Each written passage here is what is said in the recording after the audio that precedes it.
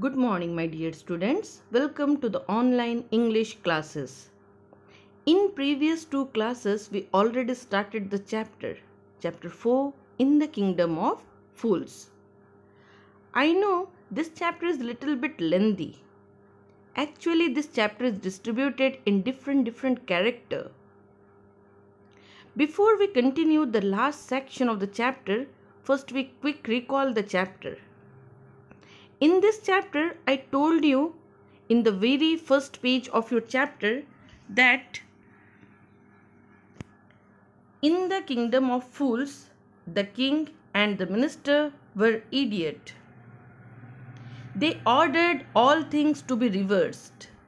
They decided to change night into day and day into night. They ordered people to do day's work in night and sleep in the day. After then, once a guru and his disciple arrived in the city, they found everyone slept during the day. No activity was observed. They wondered till evening. Then the people woke up. They started doing their nightly business. Now the guru and the disciple were hungry. They bought some food items. The price of everything was same, a single dudu. This surprise was delighted them. The guru realized that it was really a kingdom of fools. After then, in the second page, the guru decided to leave the city of fools. He asked his disciple also to leave the place, but the disciple didn't want to do so for the cheap food. The guru advised the disciple that nothing could be predicted of fools. But the disciple didn't care. He remained behind. Time passed on, and the disciple ate to his fill and became a very fat. After then, one day a thief broke into a rich merchant house. He was taking out the stolen thing. Just then the wall of the old house fell on his head, and he was killed instantly. The brother of the thief complained to the king about his death. He blamed the owner of the house for his brother's death. After then, in the third page, the king heard the accused. They accused him of killing the thief. But the owner said that he was innocent. The king decided to summon the bricklayer. The king asked the bricklayer if he had built the wall he accused him of killing the thief. Before the king could order his death, the bricklayer pleaded innocence. He told the king that he couldn't concentrate while building the wall. A dancing girl moved in the street, so he was responsible for it. Then the king charged the dancing girl of killing the thief. The dancing girl said that the goldsmith was responsible for it. He had to make some jewelry for her. He was lazy and he didn't make the jewelry early. So he had to walk up and down the street. So it was goldsmith's fault. Now come to fourth page.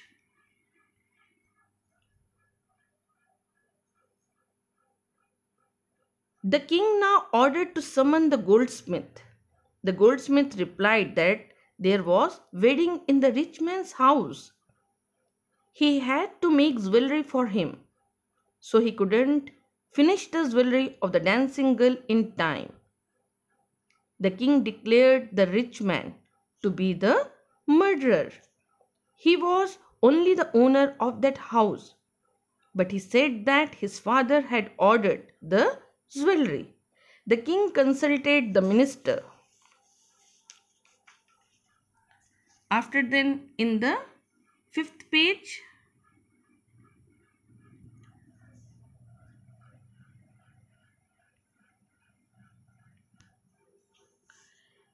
he decided that the owner be punished in his father's place.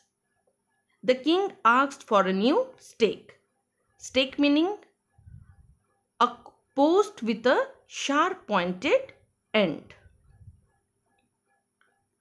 to be made ready for the owner to die. But the owner was very thin. He could not be executed. The king was worried about it. Then he ordered to reach a man who was fit for the stake. He could be executed.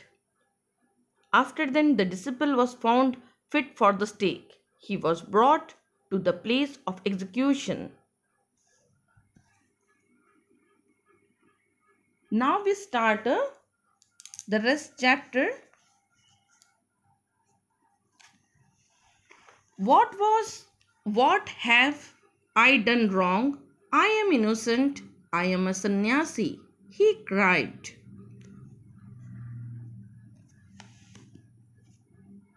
That may be true, but it's the royal decree that we could find a man fat enough to find the stake. They said and carried him to the place of execution. He remembered his wise guru's words. Now, what's the meaning of decree? That means order. Sannyasi, that means saint or sage. Vision, that means scenes or fanciful view. Now, the disciple said that he was a sannyasi. He hadn't done anything wrong. He was innocent. Then why were they taking him? The king's servant said that he was innocent, but they were ordered to catch hold of a fat man who could be executed with the stake, and he was fit for it. And that is why they were taking him along. This is a city of fools. You don't know what they will do next. While he was waiting for death, he prayed to his guru in his heart, asking him to hear his cry wherever he was. The guru saw everything in a vision. He had magic powers. He could see far, and he could see the future, and he could see the present and the past. He arrived at once to save the disciple who had got himself into such a scrape through love of food. Now, what's the meaning of scrape here? Difficulty. Scolded, that means rebuked. Whisper, speak in a low sound. Now here, the disciple is reminded of his guru. That Guruji, who was a wise man, had told him that it was a city of fools and they could harm him. Now they were talking him along to execute him. Now the helpless disciple prayed to his guru and asked him to come to his rescue. The guru could visualize the disciple's message due to the magical power. He could see everything. He could see the future, the present, and the past. He could see everything in the vision.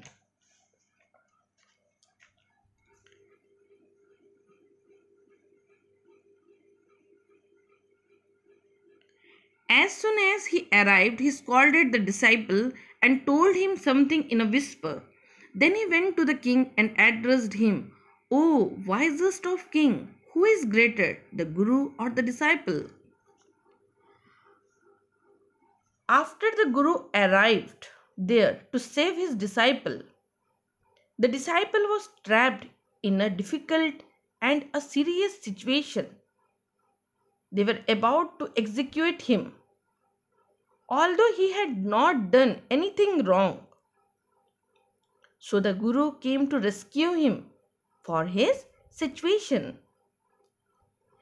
As the Guru met his disciple, he scolded him because he didn't obey him and stayed back.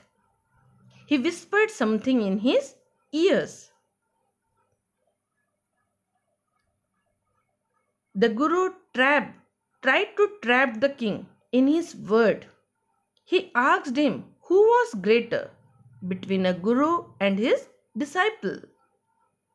The king replied that of course the Guru was greater. The Guru said that for this reason the king must execute him before executing his disciple. Of course the Guru, no doubt about it. Why do you ask? Then put me to the stake first, put my disciple to death after me. When the disciple heard this, he understood and began to clamor, "Me first. You brought me here first. Put me to death first, not him." Now what's the meaning of clamor? To insist on something. Now here, when disciple heard his Guru's word, he started shouting that he wanted to die first. The Guru and the disciple now got into fight about who could go first. The king was puzzled by this behavior. He asked the Guru, "Why do you want to die?" He chose him because he needed a fat man for the stake.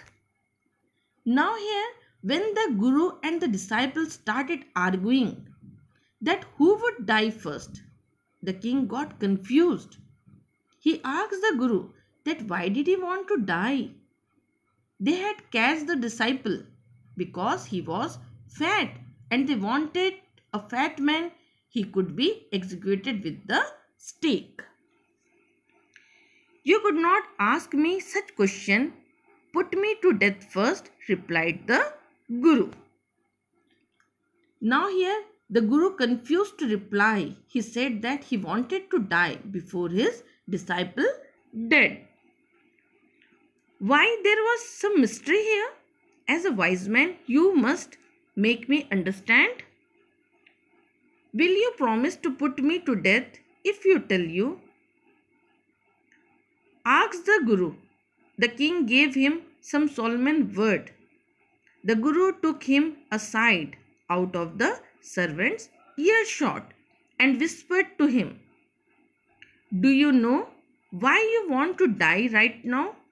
The two of us, we have been all over the world, but we have never found a city like this or a king like you. That stake is the stake of the God of justice. It's new. It has never had a criminal on it. Whoever dies on it first will be reborn as the king of this country. And whoever goes next will be the future minister of this country. We were sick of our aesthetic life. It would be nice to enjoy ourselves as a king and a minister for a while. Now keep your word, my lord, and put us to death. Me first remember." Now here, the king felt that there was something mystery behind it. The Guru wanted to die before his disciple and was so eager to die. There must be some reason behind it.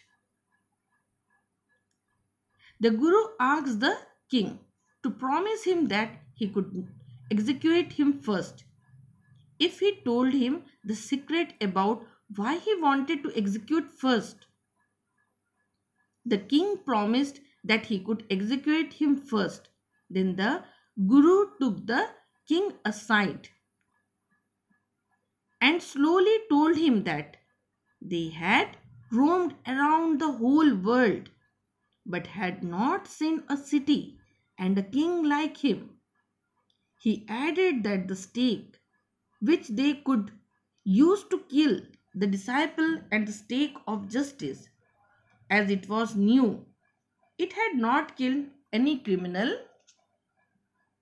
Further, he said that one who would die first on this stake would be reborn as the king of the kingdom.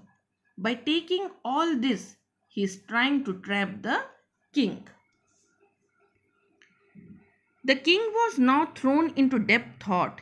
He didn't want to lose the kingdom to someone else in the next round of life. He needed time, so he ordered the execution postponed to the next day and talked in secret with his minister. It's not right for us to give over the kingdom to other in the next life. Let's go on the stake ourselves and we will be reborn as the king and minister again. Holy men do not tell lie, he said, and the minister agreed. The one who would die next would be the reborn of the minister of the kingdom. The Guru added that he was tired of the life of sannyasi.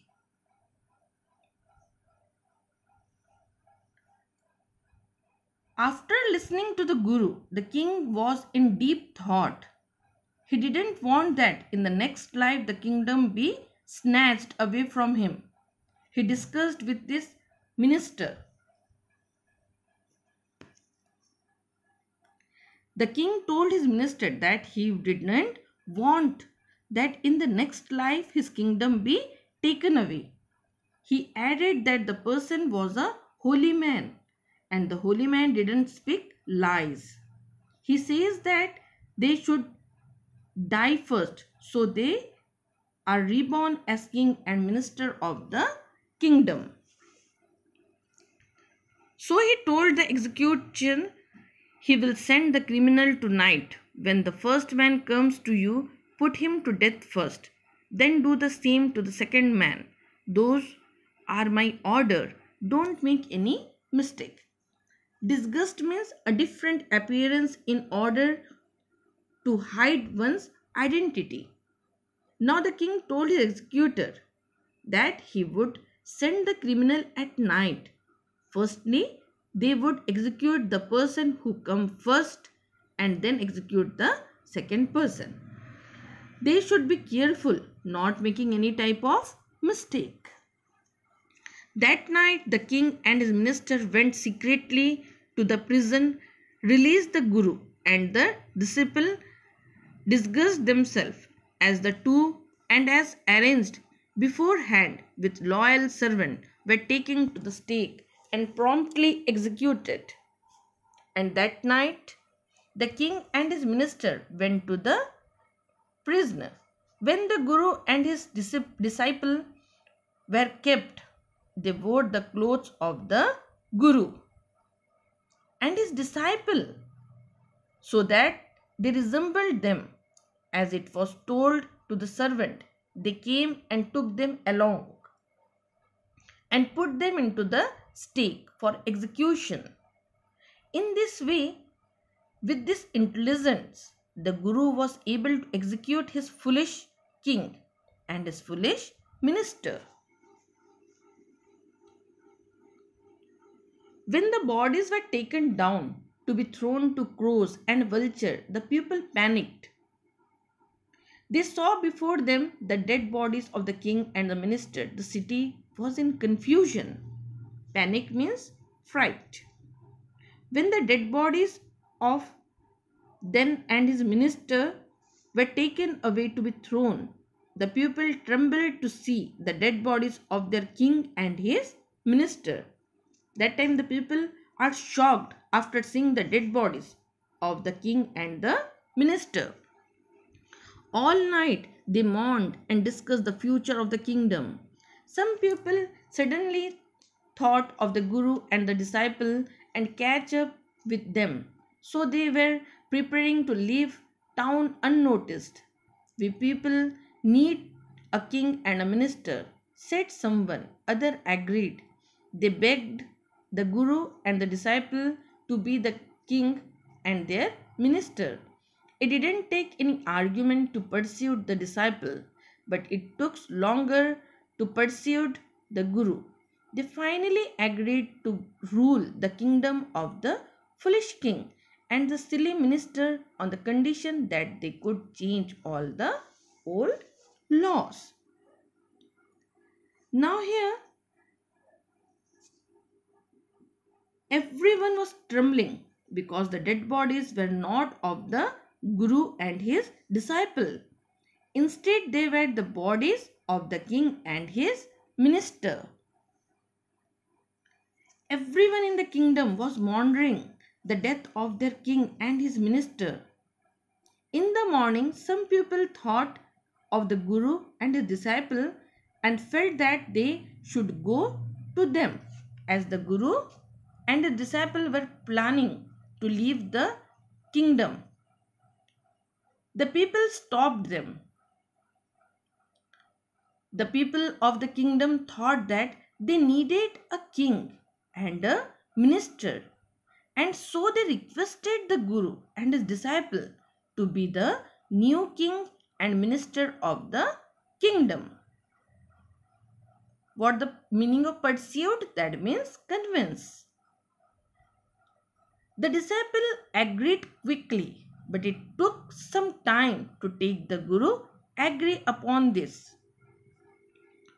From then, one night on night would again be night, and day would again be day, and you could get nothing for a dudu. It became like other place. Now here, so the guru agreed to be the king of the kingdom, but one condition, that from then everyone would work in the day and sleep at night, and also the cost of thing would vary and not be one dudu for anything as was the system earlier. It would be like any other place where everything had different rate. Finally, the guru converted the kingdom of fools into a normal kingdom. What's the moral of the story? The story is a folk tale and it gives two messages. The first message is that one should stay away from the foolish people, else one is bonded to suffer. The second message is that in order to tackle foolish people is not logic. Here the guru does not argue or reason the innocence of his disciple. Rather, he flattered the king and managed to convince him that the new stake was lucky. And he not only saved the life of his disciple, but also rights the kingdom of the foolish king and his silly minister. In addition, he becomes the next king of his disciple and the next minister. In this way, we complete chapter 4 in the kingdom of fools. I hope you all understood the chapter. Thank you.